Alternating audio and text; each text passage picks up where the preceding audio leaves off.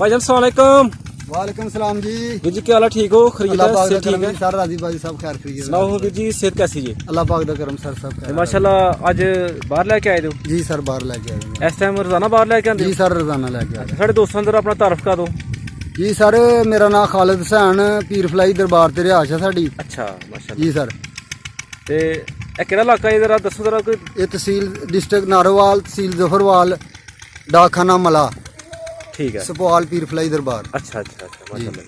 ਤੇ ਵੀਰ ਜੀ ਇਹ ਜਰਾ ਸਾਨੂੰ ਦੱਸੋ ਜਰਾ ਕਿ ਇਹ ਕਿੰਨੀ ਦੇਰ ਤੋਂ ਤੁਸੀਂ ਕੰਮ ਕਰ ਰਹੇ ਹੋ? सर मैं काम 1.5 साल तो कर रहा जी सर।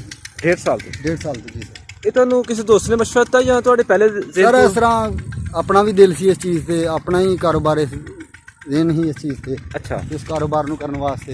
ਇਹ ਪਹਿਲੇ ਤੋਂ ਯਾਨੀ ਕਿ ਇਰਾਦਾ ਹੈ ਸੀ? जी सर पहले ही इरादा है। ਜ਼ਬਰਦਸਤ। ਤੇ ਇਹ ਕਿੰਨੀਆਂ ਬੱਕਰੀਆਂ ਤੋਂ ਤੁਸੀਂ ਇਹ सर ਆਗਾਜ਼ जी ਕੀਤਾ? मैं 9 ਬੱਕਰੀਆਂ ਤੋਂ ਸ਼ੁਰੂ ਕੀਤਾ ਹੈ ਜੇ। अच्छा ਤੇ ਅਲਹਮਦੁਲਿल्लाह ਇਸ ਟਾਈਮ ਮੇਰੇ ਕੋਲ 21 ਜਾਨਵਰ ਨੇ। ਮਾਸ਼ਾਅੱਲਾ। ਮੈਂ ਸੇਲ ਵੀ ਜਾਨਵਰ ਕੀਤੇ ਨੇ, ਵਿੱਚੋਂ अच्छा 5 ਜਾਨਵਰ ਸੇਲ ਕੀਤੇ ਨੇ। ठीक है अच्छी भाई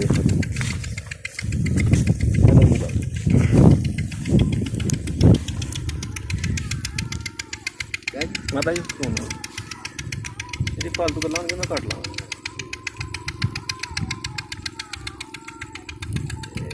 ਇੱਥੇ ਪਹਿਲੇ ਪਿੱਛੇ ਸੀਨ ਆਣਾ ਪੂਰਾ। ਅੱਛਾ ਖਾਲਿਦ ਭਾਈ ਸਾਨੂੰ ਦੱਸੋ ਜਰਾ ਦੋਸਤਾਂ ਸਾਡਿਆਂ ਨੂੰ ਕਿ ਇਹ ਕਿਹਦਾ ਕਾਰੋਬਾਰ ਹੈ? सर बहुत अच्छा कारोबार है, बहुत आला कारोबार है। ਹਾਂ नेक निश्ती नाल इंसान अगर कोई भी काम करता है तो ਤੁਹਾਨੂੰ ਪਤਾ ਅੱਲਾਹ ਤਾਲਾ। ਤੁਹਾਡਾ ਕਹਿਣਾ ਹੈ ਕਿ ਤੁਸੀਂ 9 ਬੱਕਰੀਆਂ ਤੋਂ ਸਟਾਰਟ ਲਿਆ ਸੀ? ਜੀ ਸਰ 9 ਬੱਕਰੀਆਂ ਸਟਾਰਟ ਤੇ ਇਸ ਵਕਤ ਮਾਸ਼ਾਅੱਲਾ ਤੁਹਾਡੇ ਕੋਲ 21 ਜਾਨਵਰ ਨੇ। 21 ਜਾਨਵਰ ਨੇ।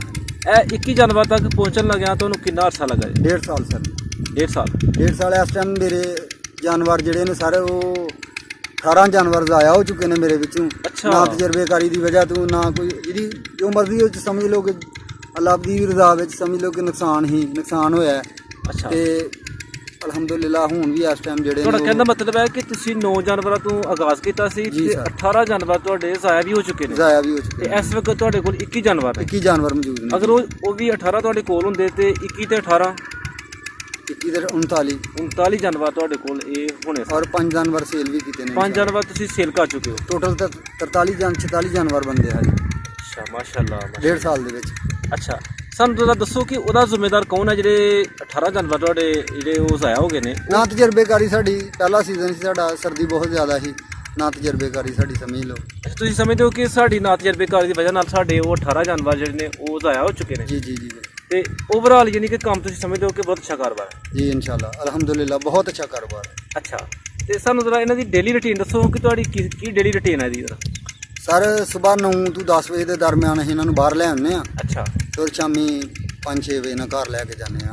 ਅੱਛਾ 8-7 ਘੰਟੇ ਦੇ ਲਗਾਤਾਰ ਇਹਨਾਂ ਦੀ ਚਰਾਈ ਕਰੀਦੀ ਹੈ ਬਿਹਤਰੀਨ ਕਿਸਮ ਦੀ। ਅੱਛਾ ਇਹ ਯਾਨੀ ਕਿ ਤੁਹਾਡਾ ਕਹਿਣ ਦਾ ਮਤਲਬ ਹੈ ਕਿ ਟੋਟਲੀ ਸਾਰਾ ਦਿਨ ਇਹ ਬਾਹਰ ਹੀ ਜੀ ਜੀ ਸਰ ਬਾਹਰ ਚੁੱਕਦੇ ਨੇ? ਜੀ ਸਰ। ਤੇ ਘਰ ਜਾ ਕੇ ਵੀ ਕੋਈ ਇਹਨਾਂ ਨੂੰ ਨਹੀਂ ਘਰ ਜਾ ਕੇ ਸਰ ਕੁਛ ਨਹੀਂ, ਘਰ ਜਾ ਕੇ ਇਹਨਾਂ ਨੂੰ ਕੁਛ ਨਹੀਂ, ਪਾਣੀ ਬਸ ਪਾਣੀ ਤੋਂ ਇਲਾਵਾ ਕੋਈ ਹਲਕੀ ਫੁਲਕੀ ਜਿਹੜੀ ਹੈ ਕੋਈ ਦੇਸੀ ਨੁਕਸੇ ਵਗੈਰਾ ਨੇ ਜਿਹੜੇ ਮੇਥਰੇ ਵਗੈਰਾ, ਗੁੜ ਛੋੜ ਵਗੈਰਾ ਜਿਹੜੀਆਂ ਚੀਜ਼ਾਂ ਹਲਕੀਆਂ ਫੁਲਕੀਆਂ। ਅਗਰ ਖਾਲਿਦ ਭਾਈ ਅਗਰ ਇਹ ਬਾਰਿਸ਼ ਹੋ ਜਾਂਦੀ ਹੈ ਤੇ ਫਿਰ ਤੁਸੀਂ ਕੀ ਕਰਦੇ ਹੋ? ਫਿਰ ਇਹਨਾਂ ਨੂੰ ਅੰਦਰ ਪਾਉਂਦੇ ਨੇ। ਅੰਦਰ? ਹਾਂਜੀ। ਫਿਰ ਕੀ ਇਹਨਾਂ ਨੂੰ ਪਾਉਂਦੇ ਹੋ?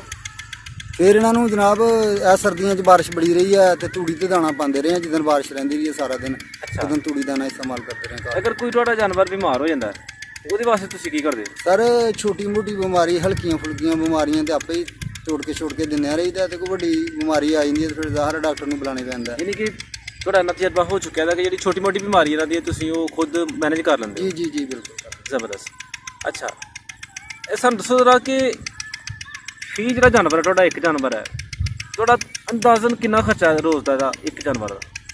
ਸਰ ਆਪਣੀ ਮਿਹਨਤ ਹੀ ਆ, ਜਿਹੜਾ ਖਰਚਾ ਕੋਈ ਵੀ ਨਹੀਂ ਸਾਡਾ ਤੇ ਕੋਈ ਇਹਨਾਂ ਦੇ ਖਰਚਾ ਆਪਣੀ ਮਿਹਨਤ ਹੀ ਹੈ ਜਿਹੜੀ ਸਾਰਾ ਦਿਨ ਇਹਨਾਂ ਨੂੰ ਲੈ ਕੇ ਬਾਹਰ। ਯਾਨੀ ਕਿ ਤੁਹਾਡਾ ਕਹਿਣ ਦਾ ਮਕਸਦ ਹੈ ਕਿ ਜਿਹੜਾ ਤੁਹਾਡੀ ਆਪਣੀ ਮਿਹਨਤ ਹੈ ਉਹੀ ਖਰਚਾ ਹੈ, ਬਾਕੀ ਕੋਈ ਖਰਚਾ ਨਹੀਂ ਇਹਨਾਂ ਦੇ ਬਾਰੇ। ਜ਼ਬਰਦਸਤ। ਤੇ ਸਾਡੇ ਜਿਹੜੇ ਨਵੇਂ ਦੋਸਤ ਨੇ ਤੁਹਾਡੇ ਵੱਲ ਦੇਖ ਕੇ ਕੰਮ ਕਰਨਾ ਚਾਹਣ? ਸਰ ਬਹੁਤ ਅੱਛਾ ਕਾਰੋਬਾਰ ਹੈ, ਅਸੀਂ ਮਸ਼ਵਰਾ ਦਿੰਦੇ ਹਾਂ ਸਭ ਤਮਾਮ ਦੋਸਤਾਂ ਭੈਣਾਂ ਭਰਾਵਾਂ ਨੂੰ ਕਿ ਅੱਛਾ ਕਾਰੋਬਾਰ ਹੈ, ਇਹਨੂੰ ਅੱਛੇ ਤਰੀਕੇ ਨਾਲ ਕਰੋ, ਇਨਸ਼ਾਅੱਲਾ ਅੱਲਾਹ ਪਾਕ ਬਰਕਤ ਪਾਉਂਦਾ ਸੁਨਨਤ ਹੈ ਸਰਕਾਰ ਦੀ। ਠੀਕ ਹੈ।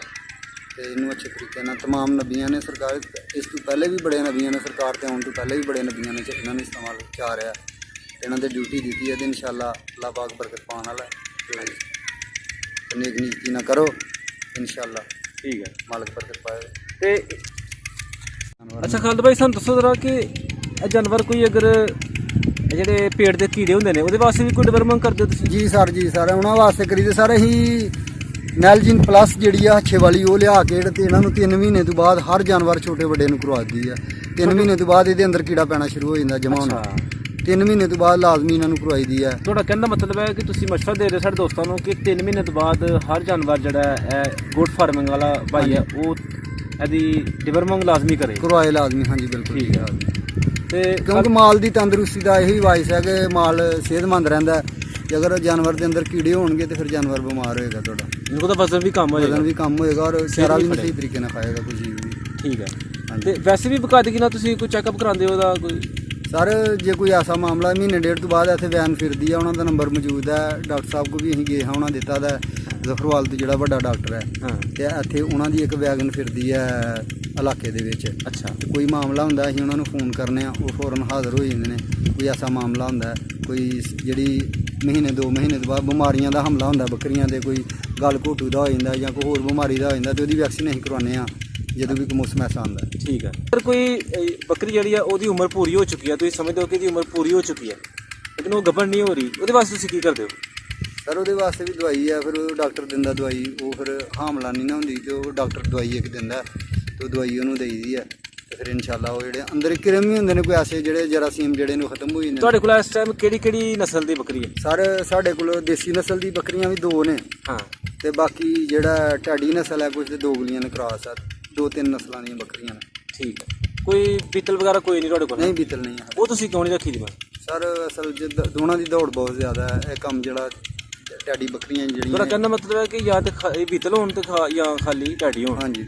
ਅੱਛਾ। ਨਾਲੇ ਬੀਤਲ ਮਗਰ ਦੀ ਫਿਰ ਦੌੜ ਬੜੀ ਹੈ ਡਾਕਟਰ ਸਾਹਿਬ, ਡੰਡਾ ਲੈ ਕੇ ਮਗਰ ਹੋਣੇ ਪੈਂਦਾ, ਫਿਰ ਸਾਰੇ ਕੰਮ ਉਹਦੇ ਨਾਲ ਕਰਨੇ ਪੈਂਦੇ ਤੇ ਇੱਥੇ ਆ ਇੱਕ ਮਾਮਲਾ ਇਹ ਮਾਲ ਚੁੱਕ ਚੱਕ ਕੇ ਗੁਜ਼ਾਰਾ ਕਰ ਲੈਂਦਾ।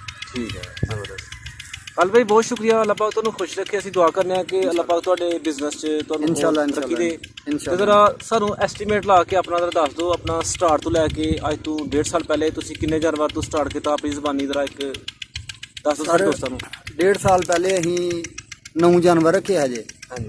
ਤੇ ਟੋਟਲ ਹੁਣ ਤੱਕ ਸਾਡੇ 18 ਜਾਨਵਰ ਜ਼ਾਇਆ ਵੀ ਹੋ ਚੁੱਕੇ ਨੇ। 21 ਜਾਨਵਰ ਅਲਹਮਦੁਲਿਲਾ ਮੌਜੂਦ ਨੇ। 1 ਜਾਨਵਰ ਅਸੀਂ ਕੁਰਬਾਨੀ ਦਿੱਤਾ ਤੇ 5 ਜਾਨਵਰ ਅਸੀਂ ਸੇਲ ਕੀਤੇ ਨੇ। 44 ਜਾਨਵਰ ਹੁਣ ਤੱਕ ਜਿਉਂ 1.5 ਸਾਲ ਦੇ ਵਿੱਚ ਸਾਡੇ ਕੋਲ 44 ਜਾਨਵਰ ਹੋਏ ਨੇ। ਇਸ ਵਕਤ ਤੁਹਾਡਾ ਜਿਹੜਾ ਮਾਲ ਹੈ ਤਕਰੀਬਨ ਇਹਦੀ ਕਿੰਨੀ ਬਣੀ ਹੈ? ਇਨਸ਼ਾਅੱਲਾ 3.5 ਲੱਖ ਰੁਪਏ ਦਾ ਮਾਲ ਹੈ ਸਾਡਾ। ਅੱਛਾ, ਤੁਸੀਂ ਸਮਝਦੇ ਹੋ ਕਿ 3.5 ਲੱਖ ਰੁਪਏ ਦਾ ਇਸ ਟਾਈਮ ਵੀ ਤੁਹਾਡੇ ਕੋਲ ਮਾਲ ਮੌਜੂਦ ਹੈ? ਖਾਲਿਦ ਭਾਈ ਬਹੁਤ ਸ਼ੁਕਰੀਆ, ਮਿਹਰਬਾਨੀ। ਅੱਲਾਹ ਪਾਕ ਤੁਹਾਨੂੰ ਬਰਕਤ ਦੇ। ਅਸੀਂ ਇਨਸ਼ਾਅੱਲਾ ਤੁਹਾਡੇ ਕੋਲ ਦੁਬਾਰਾ ਵੀ ਆਵਾਂਗੇ, ਤੁਹਾਡੀ ਇਨਸ਼ਾਅੱਲਾ ਵਕਫੇ ਨਾਲ ਤੁਹਾਡੇ ਕੋਲ ਆਉਂਦੇ ਰਹਾਂਗੇ। ਇਨਸ਼ਾਅੱਲਾ ਤੁਹਾਡੇ ਕੋਲ ਅਸੀਂ ਤਾਬੇਦਾਰ ਜਿਹੜੀ ਮਾਲੂਮਾਤ ਨੇ ਉਹ ਲੈਂਦੇ ਰਹਾਂਗੇ। ਬਹੁਤ ਸ਼ੁਕਰੀਆ, ਮਿਹਰਬਾਨੀ।